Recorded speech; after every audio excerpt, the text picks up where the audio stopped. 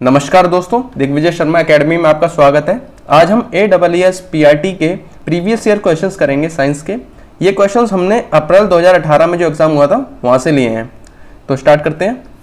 पहला क्वेश्चन है, food cans are coated with tin and not with zinc.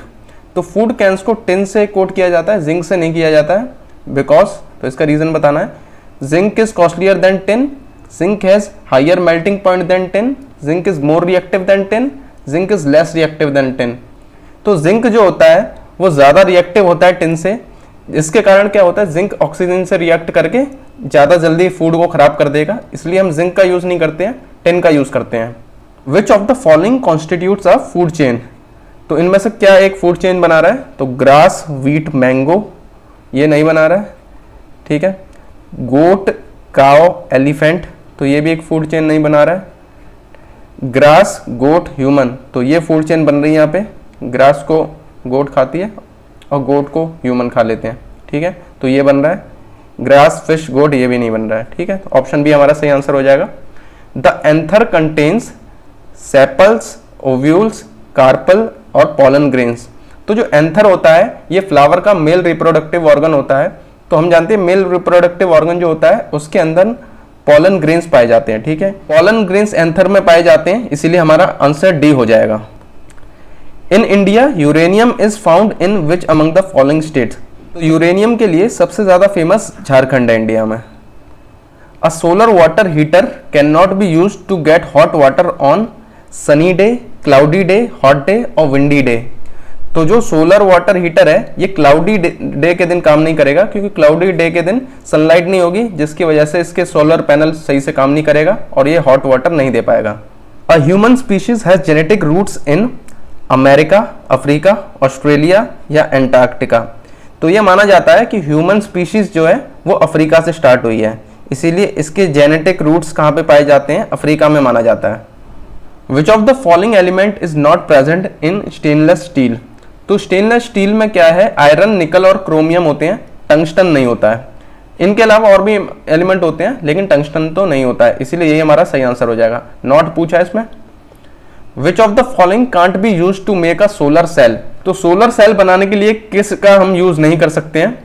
तो solar cell बनाने के लिए हमें सेमीकंडक्टर का यूज करना होता है। तो सिलिकॉन और ये जर्मेनियम ये तो सेमीकंडक्टर होते ही हैं, तो ये हमारे आंसर नहीं हो सकते। गैलियम का भी यूज किया जा सकता है क्योंकि इसमें हम इम्प्योरिटी ऐड करके इसे भी सेमीकंडक्टर बना सकते हैं। प्लेटिनम का यूज नहीं हो सकता है क्योंकि इसको सेमीकंडक्टर नहीं बनाया जा सकता है, इसीलिए प्लेटिनम हमारा सही आंसर हो जाएगा। विच of the following is not associated with Fleming's left hand rule. तो फ्लेमिंग्स लेफ्ट हैंड रूल को हम याद भी ऐसे करते थे, फादर, मदर, चाइल्ड। तो ये फोर्स, मैग्नेटिक फील्ड और करंट ये सब तो इसके अंदर आते हैं। Resistance Fleming's left hand rule के अंडर नहीं आता है, इसलिए रेजिस्टेंस हमारा सही आंसर हो जाएगा। Frequency of direct current is. तो डायरेक्ट करंट की फ्रीक्वेंसी 0 होती है। जो हमारे यहाँ एसी करंट आता है इंडिया में उसकी फ्रीक्वेंसी 50 हर्ट्ज होती है।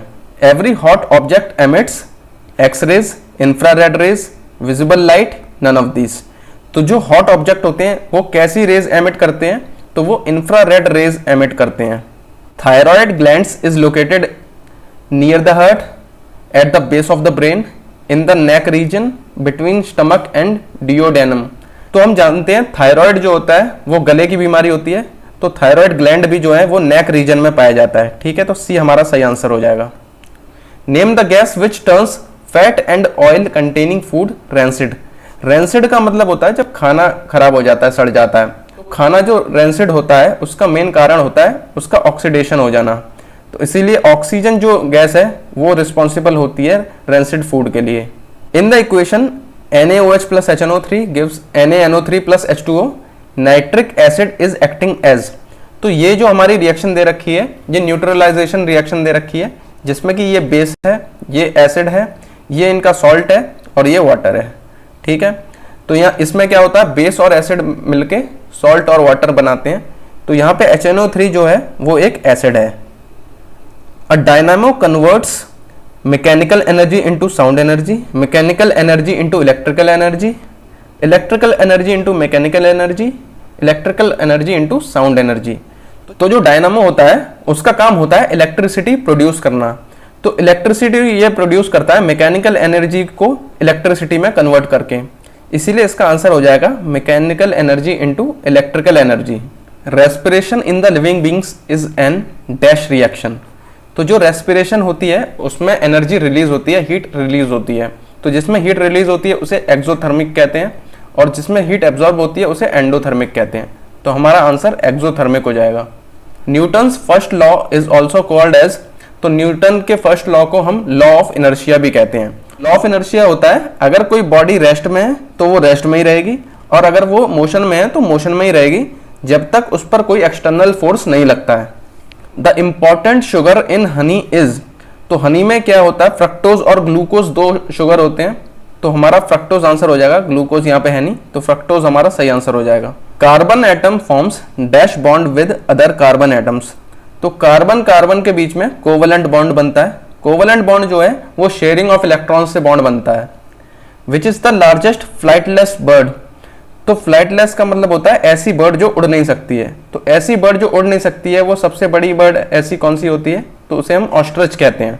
तो हमारे ये क्वेश्चंस यहीं खत्म होते हैं। अगर आपको वीडियो पसंद आए तो वीडियो को लाइक कीजिए। अगले किस टॉपिक पर आप वीडियो चाहते हैं कमेंट सेक्शन में जरूर बताइए। और अगर आप AWS PRT की तैयारी कर रहे हैं तो दिग्विजय शर्मा एकेडमी को सब्सक्राइब कीजिए।